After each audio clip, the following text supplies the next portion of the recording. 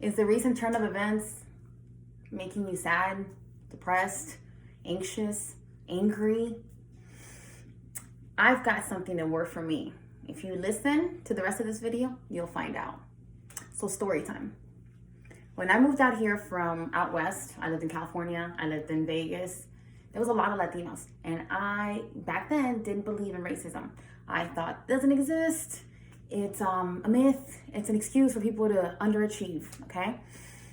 Well, I was humbled, and I love humbling opportunities, but I was humbled because I realized, oh crap, it does exist. And for a month, I was miserable here. I wanted to go back so bad.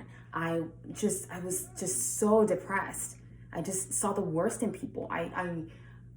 I went to the store and people would go around the aisles just to avoid me, like no eye contact. They're just fearful of me. And I felt so sick to my stomach. I felt alone. I felt angry. I felt frustrated. I felt powerless.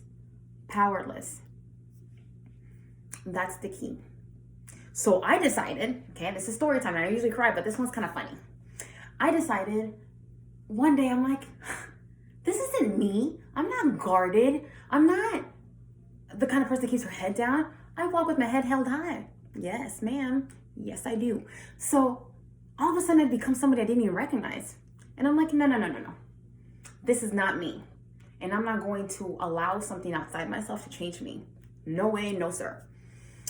And so I decided to play a game with myself, okay? Now, mind you, my white people, pardon my lack of politically correctness. I decided to scare Whitey. Okay, that was my technique. I figured I would go out of my way to be friendly, out of my way to be nice, to say, hi, how you doing? You know, I'm a brown person saying what's up. Okay, so this was my game, my own game with myself. I was gonna scare Whitey by being super freaking nice. Like, I dare you to go around the aisle. I dare you to pretend I don't exist. I dare you to avoid me. I'm gonna make myself conspicuous. And I'm gonna show you what Latinos look like. So I'm making my point, you know? And the funny thing is that I started this game with myself as a means that I thought was almost like aggressive friendliness, you know, that I was going to be aggressively friendly just to piss them off, right? Kill them with kindness, just to piss them off. And I found that as my attitude changed, as my perception changed, so did the people around me. Suddenly, a drop in racism, either I wasn't seeing it, or I wasn't looking for it, or just wasn't there. But I think here's what happened. Everyone wants blanket change. They want blanket changes, more legislation, which is ironic because guess what laws are? They're enforced by law enforcement officers. You want more laws, you want more government, you want more of the government telling you what to do on your everyday life, but you don't trust the government. You don't trust the cops. You don't trust the government. So why are we asking for more of their participation in our lives? I don't get it. Okay, but whatever. That's beside the point. I'm digressing. So when my attitude changed, when the way you look at things changes, so does your world. So I find that these blanket changes, you know, posting something on your social media page because you feel like it's morally right, it just, here's what happens. Here's how the brain works. You have to use science, okay? Use science and empower yourself, okay? And this is where I found my power. And it wasn't from something outside myself. It wasn't from a law. It wasn't from a person. I didn't find laws or people to empower me. I found myself to empower me. And here's what I have learned, because I'm fascinated by the brain, fascinated by neurology. The neurons act like octopi, okay? Here it is, and here's these connections. We train our brains just like riding a bike. We train our brains repeatedly. We do something enough, and those bonds connect. And therefore, you have a memory, you have a connection, okay? Riding a bike, love, hate. You can't blanket change people. The brain associates, whether you like it or not, it's the way it is. The brain works that way. If you don't like that you learn hate, you don't like that you learn these things, sorry, you're gonna have to rewire the prefrontal cortex, because when you get hurt with a hot iron, you're gonna be prejudiced or apprehensive the next time you touch something hot. Why? Because we're survivors and we are learning to survive. So if it's something hot and it burned us the first time, we're gonna be careful the next time, right?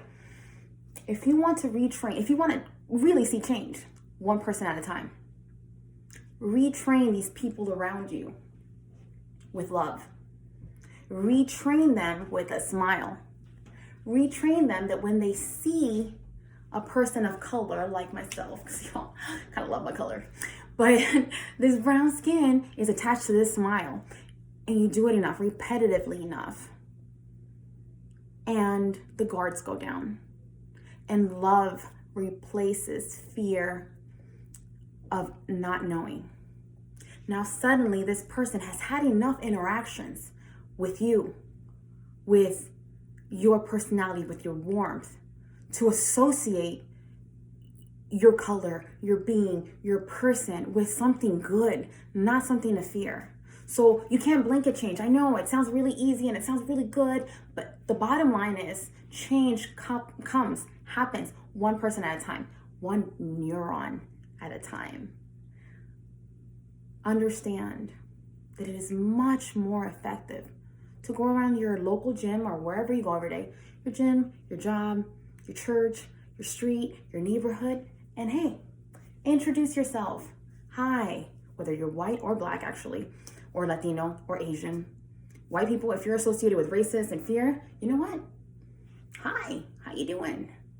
Associate these neurons, these people, one at a time, with something good, with something wholesome, with something edifying. Leave every person who comes into contact with you with a new connection, with a new experience, and reinforce it over and over and over again, so that one neuron at a time, you're creating the change that you actually want to see. But you have to accept and embrace accountability and grab hold of your own power. And it doesn't come in laws.